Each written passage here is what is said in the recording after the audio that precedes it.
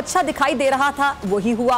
तरमीमी बिलों का तनाज़ा और इन पर मुल्क के आला तरीन मनसब पर फाइज शख्सियत के तर्ज अमल से मुल्क में एक नया सियासी बहरान जन्म ले चुका है। तरमीमी बिलों पर अमल दरामद जारी है। खुसूसी अदालतें भी अपना काम शुरू कर चुकी हैं। तहरीक इंसाफ के नायब चेयरमैन शाह महमूद कुरैशी को साइफर केस में आपको पता है जी गिरफ्तार किया जा चुका है।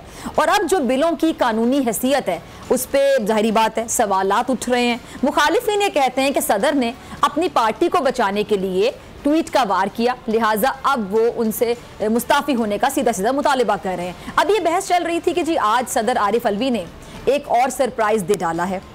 चीफ इलेक्शन कमिश्नर को खत लिखा है कि जी आइन के मुताबिक सदर पर लाजिम यह है कि 90 रोज में इलेक्शन की तारीख दें, इसलिए उन्हें तारीख तय करने का बुलावा भेजा है।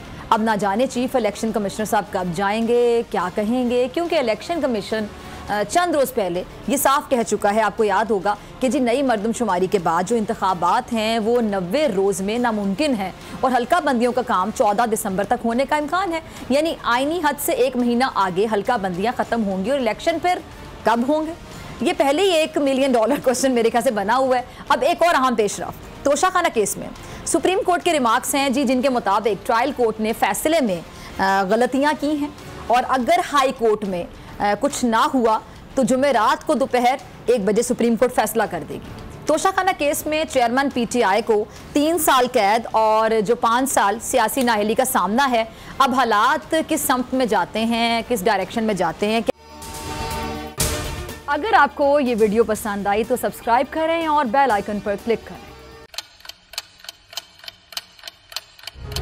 आप लोग इस मुल्क पाकिस्तान में आजाद है। सहाफती उसूलों पर कारबंद बोल न्यूज ने रखी रिवायत बरकरार। बोल न्यूज की जानिब से देखने वालों को यौम आजादी की बेहद मुबारकबाद। मुल्क भर से जश्न आजादी की तकरीबात बोल ने दिखाई अपनी स्क्रीन पर।